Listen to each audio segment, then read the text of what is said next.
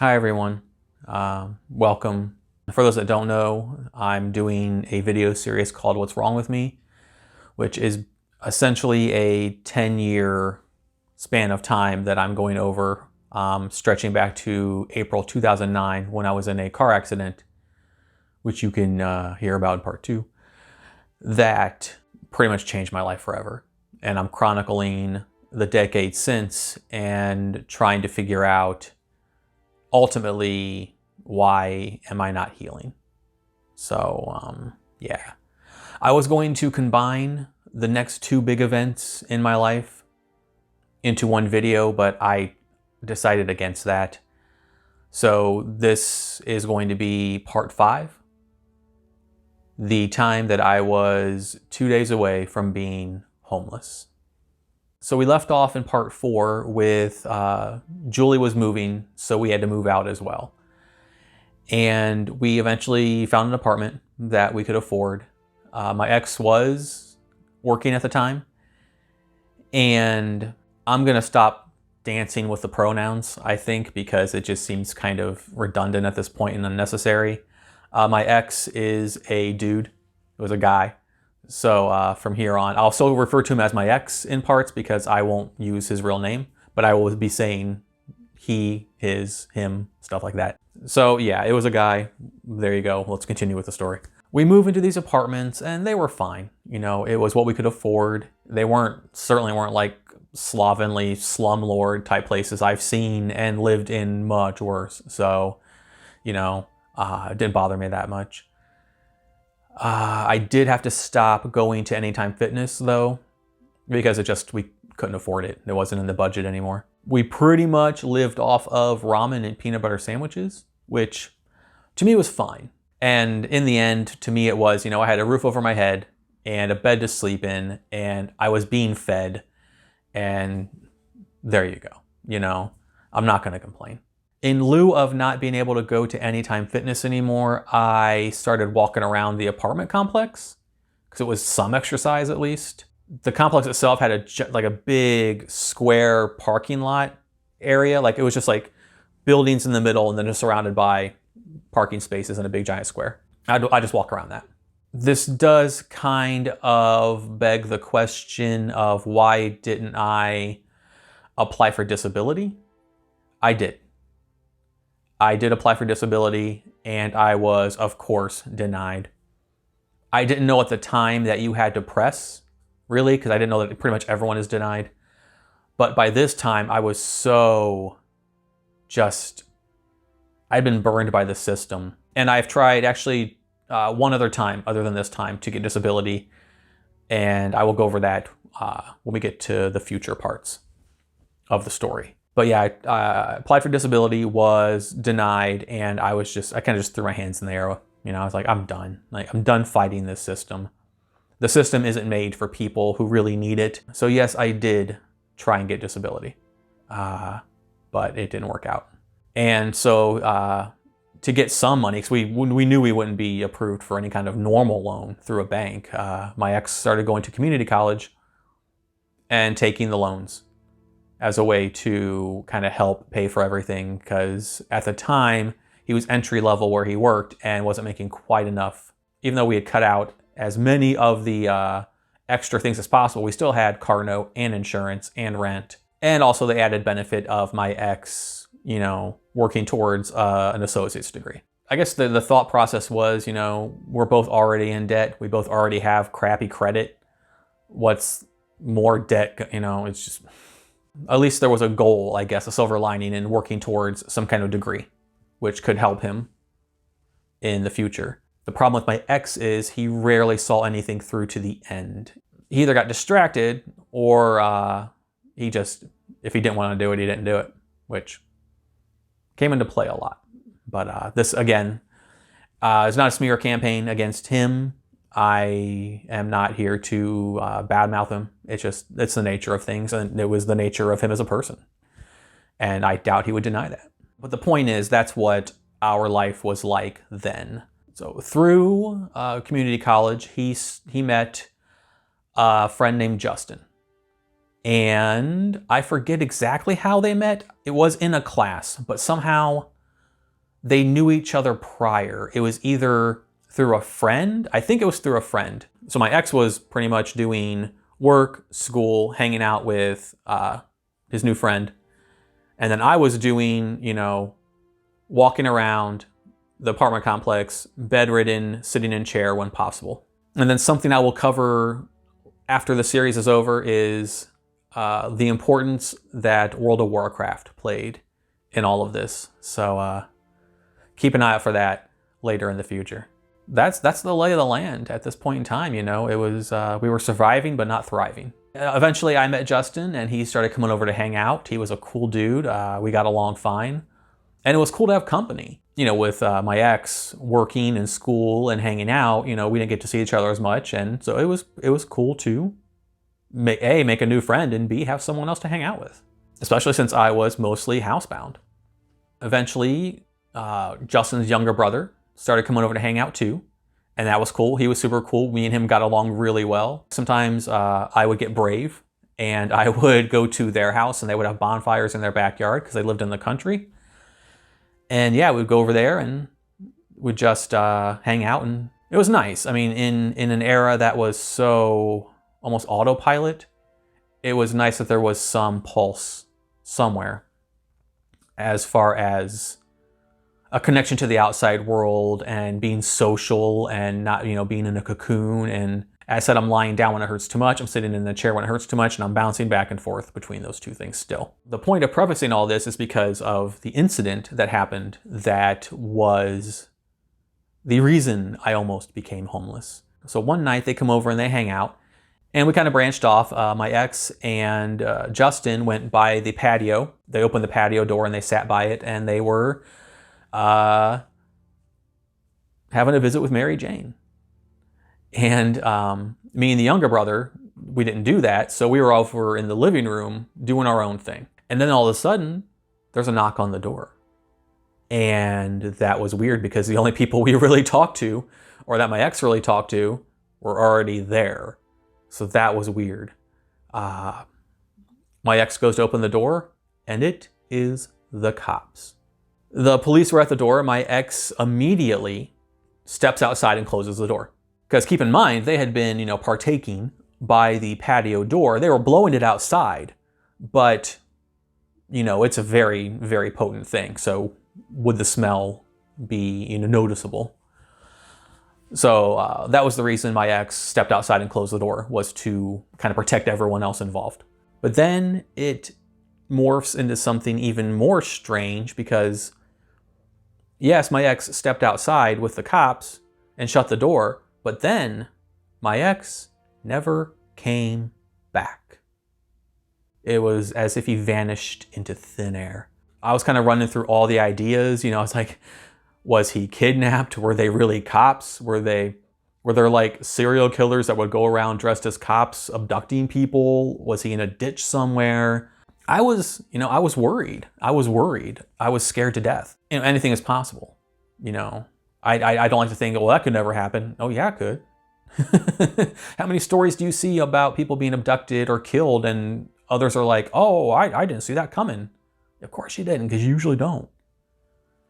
So pretty much anything was plausible at that moment. My ex had his phone with him. I was kind of stuck. I didn't have a phone at the time because I didn't really need one. So I was kind of stuck, unable to discern what was going on or find out any information or anything because there was no way I could. So the youngest brother leaves his phone with me. That way the older brother could, contact me. Because otherwise I'm kind of, up the creek without a paddle kind of thing. That was that night, the night my ex disappeared. The next day comes and I wake up and comes to find out that thankfully my ex is okay. He's all right. But he is in jail.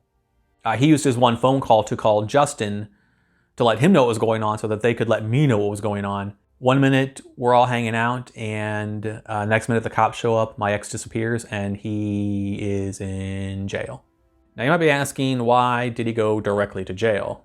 Didn't pass go, didn't collect $200, went straight to jail. So earlier when I mentioned that my ex has a problem following through on things or seeing things to their conclusion or just giving up on something, there was a reason for it. I wasn't trying to throw him under the bus. There was a reason for saying that. A few years prior, he had gotten pulled over and some other stuff was involved, and he was asked to go to court. So he had a court date. He elected to just not go.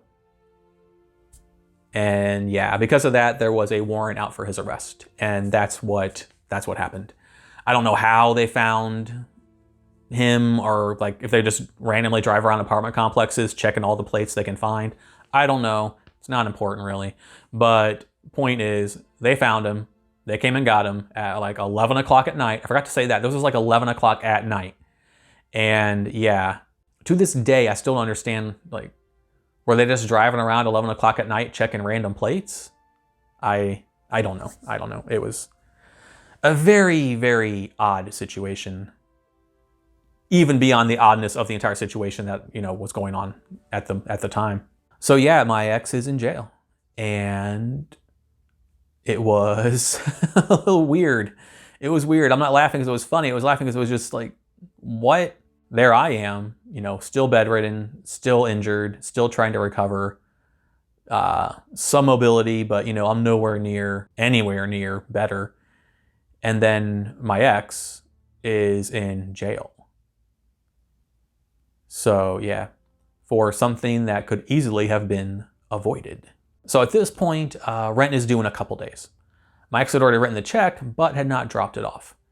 Justin was nice enough to go drop it off in his place, so it should be okay for now. In the meantime, my ex has his court date for what had happened. And I've said before, in various ways, that the town I grew up in is very corrupt and very, it's not a good place. And yeah, and this is symptomatic of that. So based on everything that had happened, my ex had the unfortunate circumstance of getting a judge that was notorious for throwing the book at people. And that's what happened. And my ex got 30 days in jail.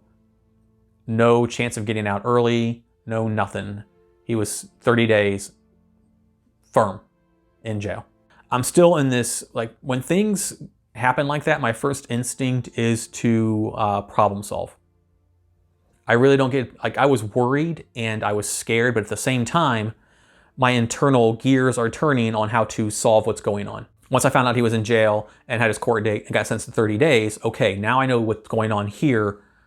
Let's shift gears now with what we've learned and adapt and try and figure out what we can do. Because we figured it would all balance out somehow in the end.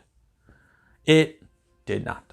And I apologize for the amount of swearing that is about to happen. I will bleep it out because YouTube doesn't like swearing, really. So I want my video to be as available to as many people as possible. I don't want one part of my story to be penalized because of the actions of somebody else and how they reacted. So I will be speaking as he did to me, but I will be bleeping out all of these swears or, putting noises or something in front of them. That prefaces what happened next. So rent had been paid, ex is in jail. There we are. I think, we're just gonna coast on the way things are right now until the time comes he gets out of jail, and then we'll deal with it when we get to that.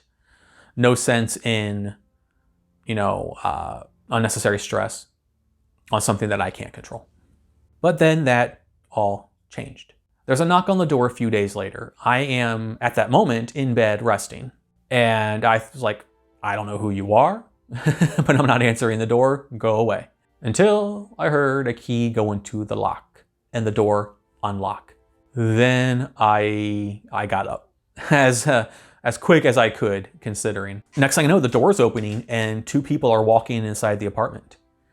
It was an older lady and an older gentleman. Found out later that the older lady was the office manager, and the older gentleman was the guy that actually owned the apartment complex. The older gentleman asks, "Is that him?" The lady says, "No, I don't know who that is." And I don't want to scream. Obviously, it's late while I'm recording this, and I don't want to blow your ears out. But he says, "Who the f are you?" And before I could explain anything, he goes off. He's, "Who the f are you? Why the f are you here? You're trespassing. Do I need to call the cops? Who the f are you?" Over and over and over. Now, older woman was just kind of like, I think she was just as taken back as I was. I tried to explain to him who I was, but at the same time, there's a way you handle yourself professionally. I mean, it got worse. He was just going on about how this was. If you've noticed people who have anger management problems, they kind of repeat themselves because it's like they're in a loop, and it's like their anger keeps them in a loop, and they kind of repeat themselves. But it was a lot of, who the f are you? Why the f are you here? I'm gonna call the cops. You need to get the f out. I'm trying to explain to him that I can't. Then he brings out this piece of paper. I'm shaking at this point.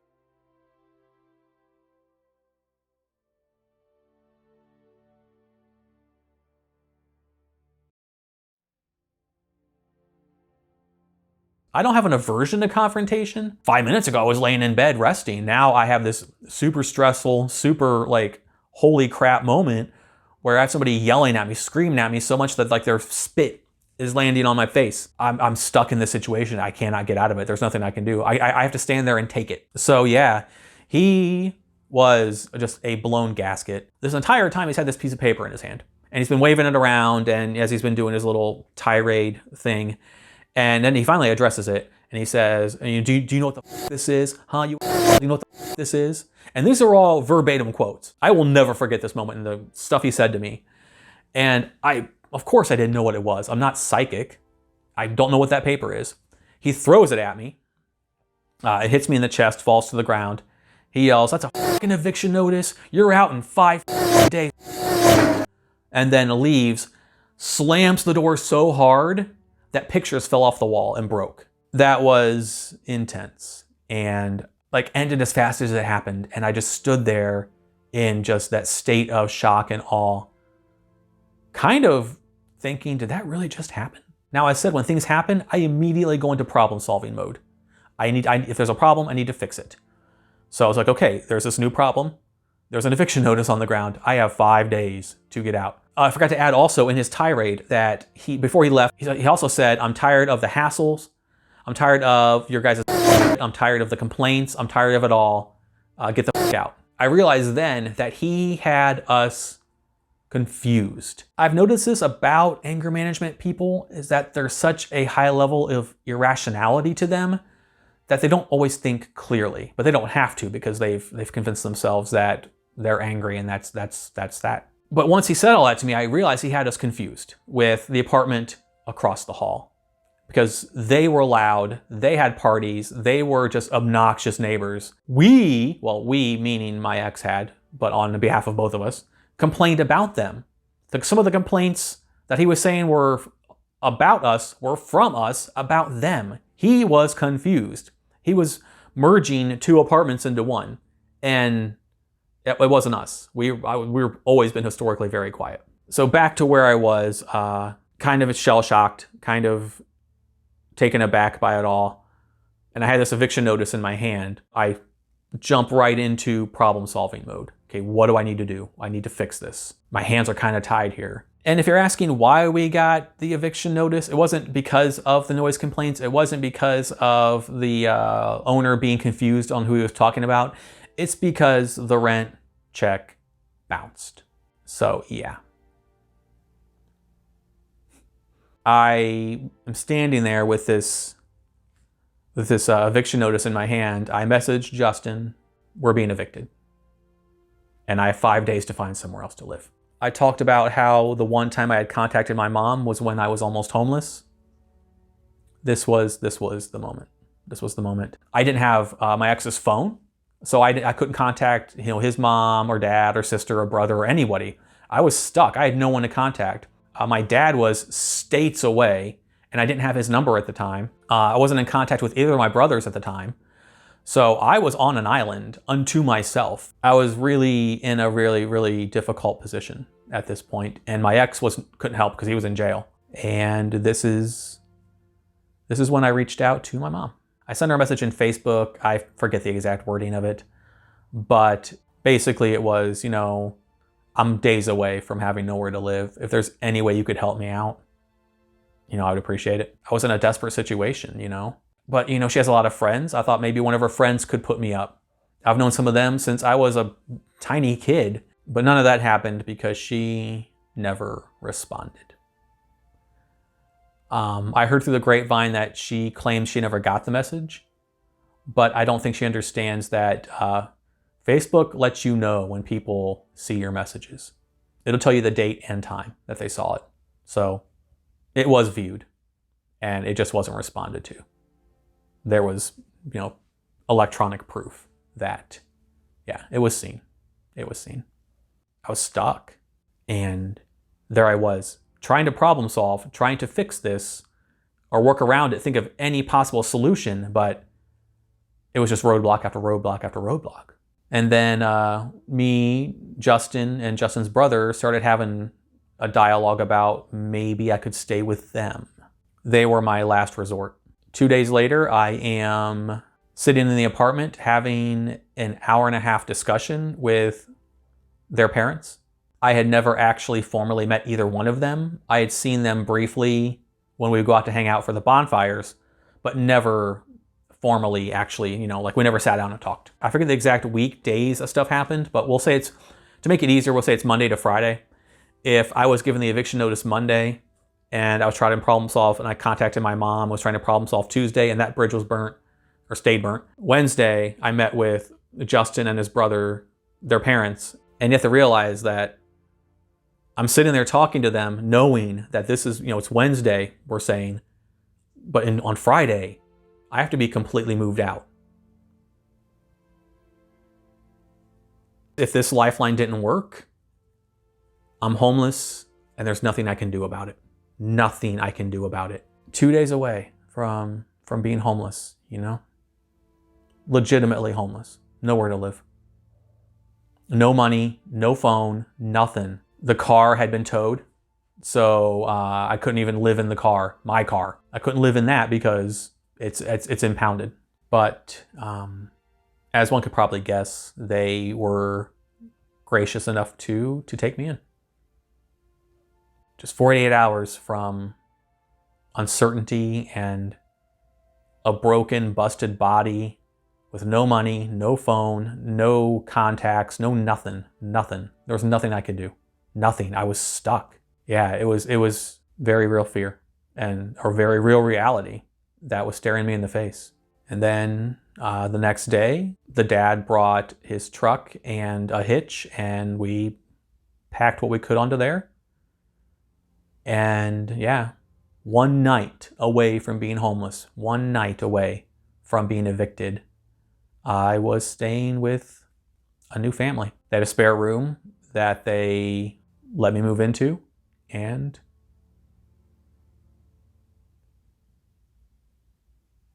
yeah, it's weird saying it out loud, and because it all happened so fast. It was very whirlwind. It's really weird. It's just like to go back in the past and put yourself in that situation again is it's intense.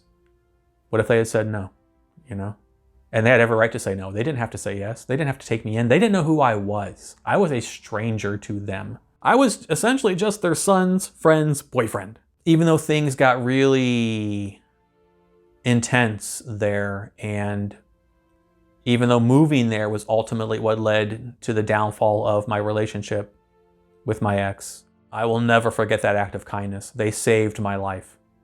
I mean, I can almost literally say they saved my life. I don't know how I would have survived. Even 100%, what would I have done, This is interesting just to think of the causality of things.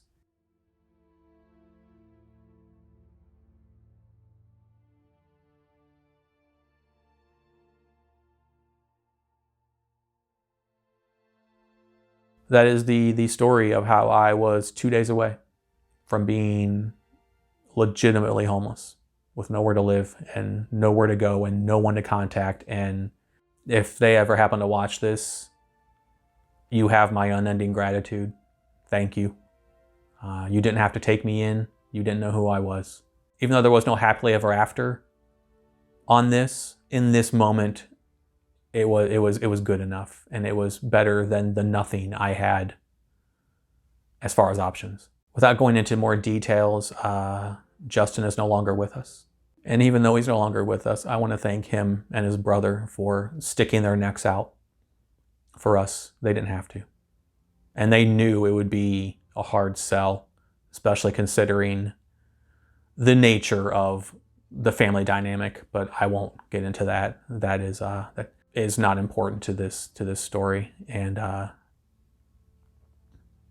yeah, I'm not sure how to end this, because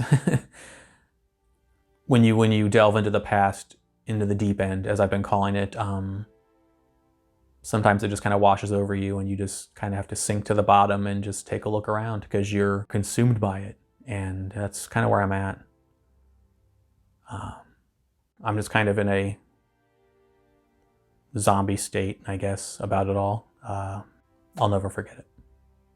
Yeah, so that is that. Thank you for watching. As always, there is a creature crawling around in the walls. I don't know if you've heard it, if it picks up from the mic, but it's creeping me out. And I will see you in the next video, which will be dealing with the second accident. So yeah, I'll see you guys in the next video.